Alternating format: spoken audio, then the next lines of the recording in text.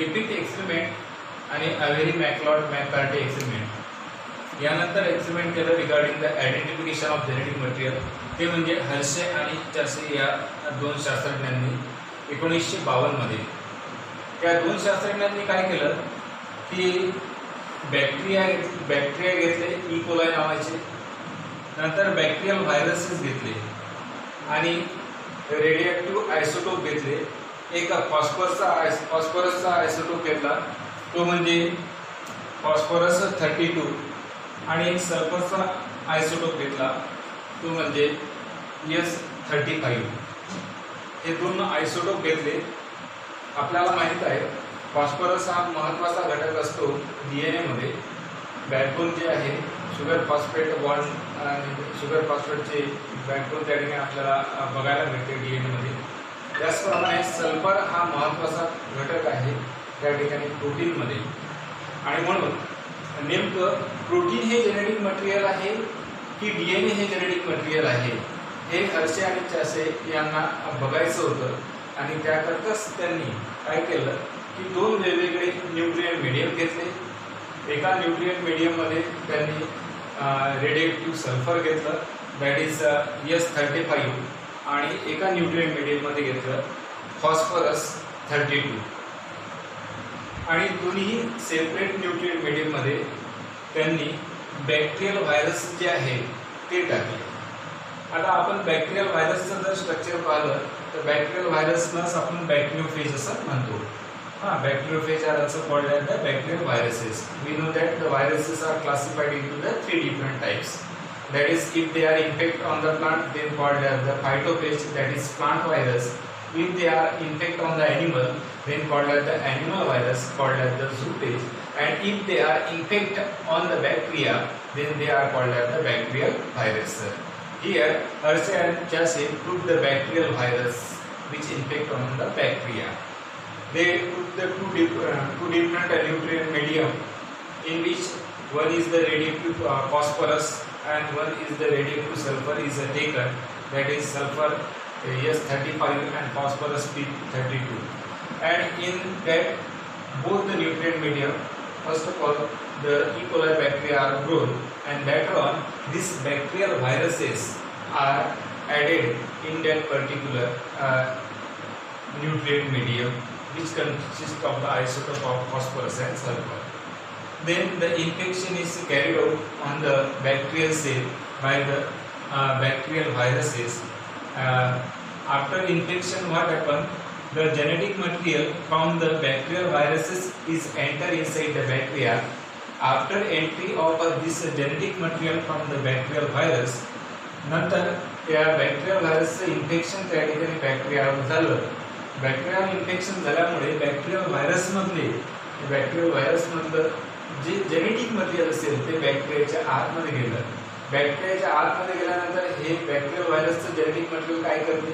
बॅक्टेरियाच्या genetic मटेरियलला degrade करते आणि स्वतःच्या जे जेनेटिक मटेरियल आहे व्हायरसचं जसं मल्टिप्लिकेशन करते त्या ठिकाणी प्रोटीन सिंथेसिस होते, प्रोटीन कोड्स तयार होतात, जेनेटिक मटेरियल तयार होते, त्यांची असेंब्ली तयार होते आणि असेंब्लीच झाल्यानंतर म्हणजे दॅट जेनेटिक मटेरियल आणि प्रोटीन कोड हे एकत्र येतात आणि प्रत्येक बॅक्टेरियल सेलच्या आतमध्ये अनेक बॅक्टेरियल व्हायरस तयार होतात आणि नंतर बॅक्टेरियल वॉल ब्रेकअप होते आणि त्यामधून असंख्य बॅक्टेरियल व्हायरसेस त्या ठिकाणी बाहेर येत असतात. त्यालाच आपण लायटिंग सायकल असं म्हणतो. तर नेमकं या हर्शे आणि चासे यांना हे बघायचं होतं की या बॅक्टेरियल व्हायरसमधून त्या बॅक्टेरियाच्या आतमध्ये नेमकं DNA जाते की प्रोटीन जाते. तर ते बघण्याकरताच या हर्शे आणि चासे यांनी E. coli नावाच्या बॅक्टेरियल त्या ठिकाणी या बॅक्टेरियल व्हायरसचे इन्फेक्शन हे जे आयसोटोप आहे फॉस्फरस आणि सल्फर यांचा वापर करून त्यांनी पृथ्वीच्या लॅबोरेटरीच्या आतमध्ये पाहिलं. तर पाहिल्यानंतर त्यांना असं आढळलं की पहिली इन्फेक्शन होते बॅक्टेरियल व्हायरसचं बॅक्टेरियावर. बॅक्टेरियल व्हायरसचं जेनेटिक मटेरियल आतमध्ये बॅक्टेरियाच्या जाते, बॅक्टेरियल जेनेटिक मटेरियलला डिग्रेड करते आणि स्वतःच्या जेनेटिक मटेरियलला काय करते? रिप्लिकेट करते आणि त्या ठिकाणी असंख्य बॅक्टेरियल व्हायरस त्याच्या आतमध्ये तयार होतात. पहिले इन्फेक्शन होते, नंतर blending means the mixing of that viral DNA into the bacterial DNA and there is a degradation of the bacterial DNA. आणि नंतर सर्वात शेवटी हे प्रोसिजर कंप्लीट झाल्यानंतर सेंट्रिफ्युगेशनच्या सहाय्याने सेपरेशन करण्यात आलं. त्या ठिकाणी बॅक्टेरियल व्हायरसचे जे कोट आहेत ते वेगळे करण्यात आले आणि जेनेटिक मटेरियल वेगळं करण्यात आलं सेंट्रिफ्युगेशन प्रोसेसद्वारे. आणि पाहण्यात आलं की नेमकं रेडिएटिव्ह आयसोटोप जे आहे सल्फर आणि फॉस्फरसचे ते नेमके कशामध्ये आले. तर एका पेट्री डिशमधले जे बॅक्टेरिया आहे की ज्यामध्ये त्या ठिकाणी फॉस्फरस म्हणजे P32 हा आपण घेतला होता. त्या ठिकाणी जे व्हायरसच्या आतमधलं जेनेटिक मटेरियल मिळालं त्या व्हायरसच्या आतमधल्या जेनेटिक मटेरियलमध्ये त्या ठिकाणी रेडिओएक्टिव्हिटी बघायला मिळाली आणि जे त्याच बॅक्टेरियल व्हायरसचं जे प्रोटीन कोट होतं त्यामध्ये कुठल्याही प्रकारची रेडिओएक्टिव्हिटी पाहायला मिळाली नाही. तर दुसऱ्या पेट्री डिशमध्ये जे बॅक्टेरिया वाढवले होते आपण त्यावर इन्फेक्शन घडून आणलं होतं बॅक्टेरियल व्हायरसचं. ते बॅक्टेरियल व्हायरस जेव्हा नंतर आयसोलेट करण्यात आले सेंट्रिफ्युगेशन प्रोसेसद्वारे त्यांचे बॅक्टेरियल व्हायरल जे कोट असेल ते सेपरेट करण्यात आलं, जेनेटिक मटेरियल सेपरेट करण्यात आलं आणि रिझल्ट पाहिला तर त्या ठिकाणी आपण त्या पेट्री डिशमध्ये रेडिएक्टिव्ह सल्फर टाकलं होतं आणि sulphur is the component of the protein आणि म्हणून त्या ठिकाणी त्या बॅक्टेरियल व्हायरसमधल्या DNA कुठल्याही प्रकारची रेडिओएक्टिव्हिटी आढळली नाही.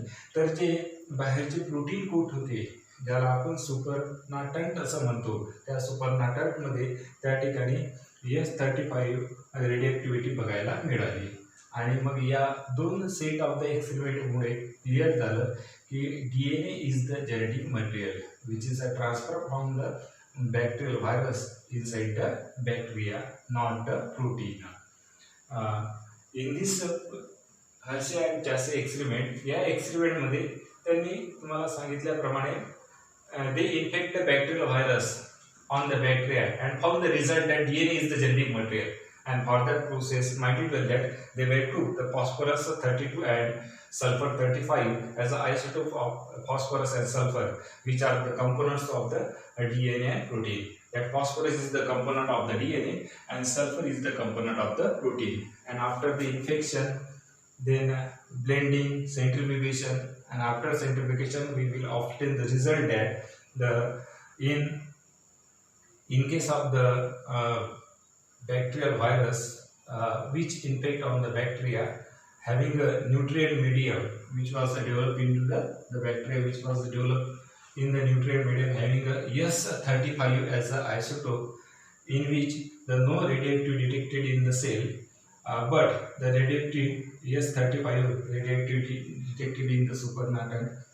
From that it was clear that the sulfur is the component of the protein coat which is present around the virus, which is not transferred inside the bacteria. If that is sulfur get transfer or protein get transfer inside the bacteria, then we will observe the isotope of the sulfur inside the cell, inside the genetic material of that particular bacterial virus, but such thing is not happen, and from that it was clear that DNA is the genetic material. Then the modern concept of the gene. This modern concept of the gene was given by the scientist Samuel Wenzel in the year 1955. He introduced the term that is recon, muton and cystone. जीनचा modern concept जो आहे तो Samuel वेन्झेल नावाच्या शास्त्रज्ञानं 1955 साली दिला. त्यांनी 3 term त्या ठिकाणी इंट्रोड्यूस केले, that is recon, muton and cistron. तुम्हाला माहित आहे जीन म्हणजे सेगमेंट किंवा fragment of the DNA which is responsive for the inheritance, means a transmission of characters from one generation to the next generation. जीनला आपण DNAचा तुकडा म्हणतो की सो एका पिढीमधून दुसऱ्या पिढीमध्ये कॅरेक्टर्स जे आहेत ते ट्रान्सफर करण्याचं काम करत असतो आणि म्हणून त्याला unit of heredity and fragment of the DNA और सेगमेंट ऑफ द DNA असं म्हटलं जाते. सॅम्युएल वेन्झेलने काही मॉडर्न कन्सेप्ट दिलेले आहे जीनच्या संदर्भात आणि त्यांनी 3 टर्मिनॉलॉजी त्या ठिकाणी एक्सप्लेन केल्या, दॅट इज रेकॉन, म्युटॉन आणि सिस्टॉन. तर रेकॉन म्हणजे काय होते, it is the unit of recombination. रिकॉम्बिनेशनलाच आपण मिक्सिंग ऑफ जीन्स असं म्हणतो, की जे गॅमेट फॉर्मेशनच्या वेळेस मिओसिसचं प्रोसेस जे असते त्या ठिकाणी पॅकेटिंगच्या वेळेस जनरली नॉन सिस्टर क्रोमॅटिडमध्ये जेनेटिक रिकॉम्बिनेशन होत असते आणि त्यालाच आपण मिक्सिंग ऑफ जीन्स असं म्हणतो. तर हे रिकॉम्बिनेशन होताना त्या ठिकाणी फ्यू टू मेनी बेस पेअरमध्ये होत असते आणि that segment of that gene which undergoes a recombination, that is called as the recon. That is, it is the unit of recombination which consists of few to many base pairs. Then the muton. This muton is called as the unit of mutation. We know that mutation is nothing but the sudden change in gene or chromosome. Gene किंवा क्रोमोझोममध्ये अचानकपणे बदल जर होत असेल तर त्याला त्या ठिकाणी म्युटेशन असं म्हणतो आपण. म्युटेशन नैसर्गिकरित्या जर झालं तर त्याला नॅचरल म्युटेशन असं म्हटलं जाते. जर कृत्रिमरित्या जर घडून आणलं तर त्याला आर्टिफिशियल म्युटेशन असं म्हटलं जाते, की जे वेगवेगळ्या प्रकारच्या फिजिकल किंवा केमिकल एजंटच्या सहाय्याने, जसं कोल्चिसिन असेल, सोडियम असाइड असेल, इथाइल मिथाइल सल्फोनेट असेल, मस्टर्ड गॅस असेल, तर हे वेगवेगळ्या प्रकारचे म्युटॅजेनिक एजंट्स आहेत. नैसर्गिकरित्या सुद्धा त्या ठिकाणी म्युटेशन घडून येत असते, त्याला आपण नॅचरल म्युटेशन असं म्हणतो. नंतर muton is the unit of mutation आणि it consist of 1 to few base pair. आणि लक्षात ठेवायचं, म्युटेशन होताना 1 to few बेस पेअरमध्ये म्युटेशन होत असते. नंतर cistron. Cistron is called as the unit of function.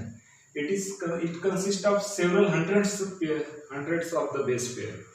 Several 100 base pair सिस्टॉनमध्ये असतात. त्याला functional unit of the gene असं म्हटलं जाते, की ज्याद्वारे नेमकं सेलच्या आतमध्ये कोणतं प्रोटीन तयार करायचं या संदर्भात इन्फॉर्मेशन जे आहे ते या सिस्टॉनमध्ये साठवलेली असते.